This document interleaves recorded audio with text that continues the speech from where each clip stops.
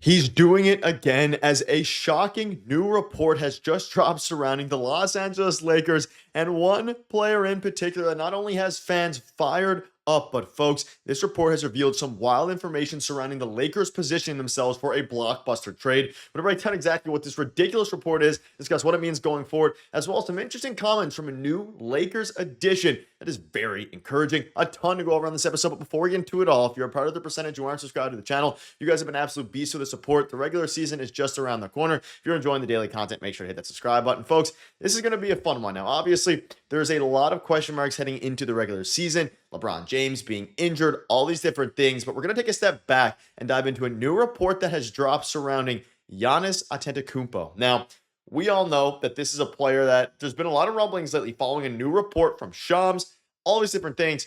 Let's dive right into it. And folks, this is a big one. So yesterday night into this morning, it started to get some more traction. There was a new report, according to Jovan Buha, a fairly reputable a fairly reputable Lakers reporter saying, quote, Lakers can swoop in and potentially offer a competitive package for Giannis Antetokounmpo. Jovan Buha says Lakers will have 3 tradable first-round picks and 3 swaps next summer and the opportunity to create a future legendary duo of Luka and Giannis. Folks, this is where things get extremely intriguing, I should say, because we knew a brand new report, or rather we know, and in case you didn't, a brand new report from Shams dropped a couple days ago revealing that the Bucks are still open to.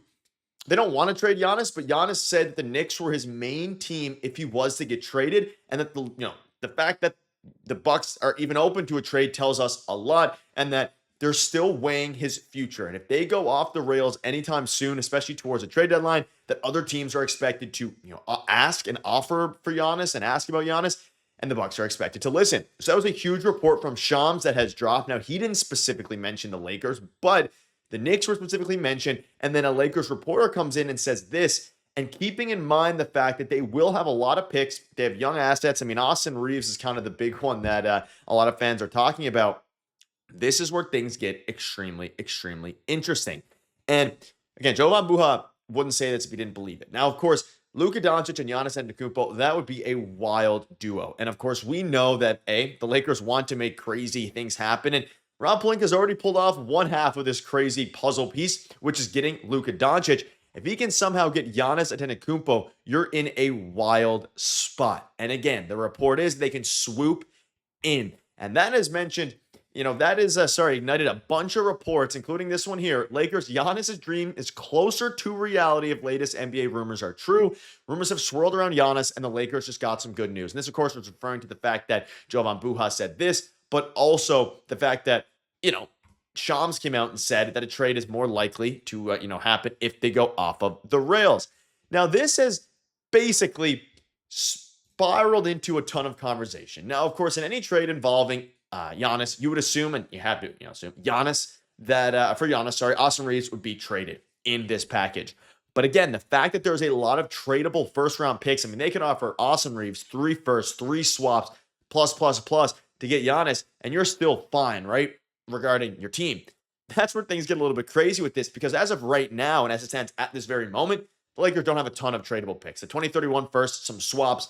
They're not going to go out and get Giannis now. And luckily, the Bucks aren't going to trade Giannis right now. They're going to at least wait until the trade deadline, see what's happening, but also probably keep him for a while, at least this season. However, you look at all the different reports, you look at all the different rumors about Giannis, and there seems to be some sort of, not necessarily missing piece to that Bucks team, but if Giannis, he's made it clear that he wants to win, and if Giannis does not get winning basketball, with the Bucks, he could look elsewhere, even though the Knicks are his number 1 team. And you can see here, Jovan Buha's blocked, unpacks how the Lakers can get into the mix, who is clearly growing impatient, talking about Giannis, with Milwaukee's flawed team building. The Bucks have been knocked out in the first round of the playoffs across each of the past 3 seasons, although in fairness, Antetokounmpo himself had missed multiple games due to injury.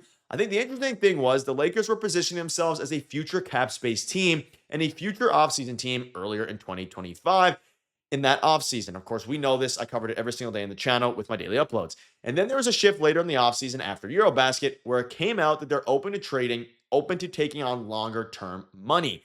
It seems like there was a shift in focus. And we know that Giannis is going to be available in free agency in theory in 2027. But the biggest thing here for Giannis is not free agency. It is making a trade with the Bucks. And I think according to all the reports from Shams, and I know a lot of Bucks fans out there are denying the Shams reports and saying all these different things.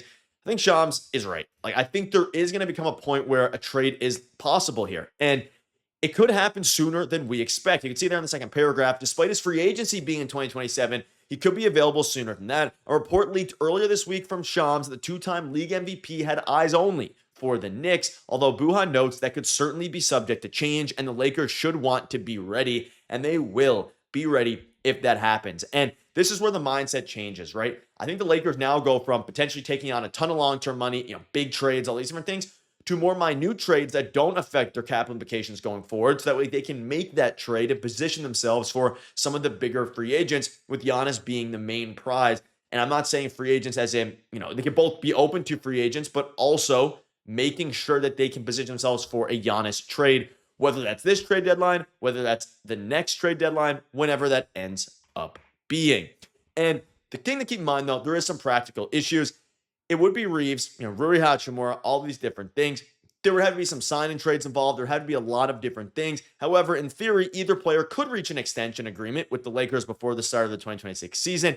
And in order for a trade like this to facilitate, there's a lot of external factors that have to happen. But folks, Rob Pelinka might be doing it again. He's at least preparing to do it again, according to all these reports, all these different things. He's preparing for another blockbuster trade. He's positioning for it. And Jovan Buha, following the new Shams report, seems to be on the of the mindset and on the reporting side of, hey, if Giannis is available, Lakers are going all in. And keep in mind, a lot of people think the Lakers don't have assets. They don't at this very moment, but in 2026, next summer, they will have a ton of assets ready.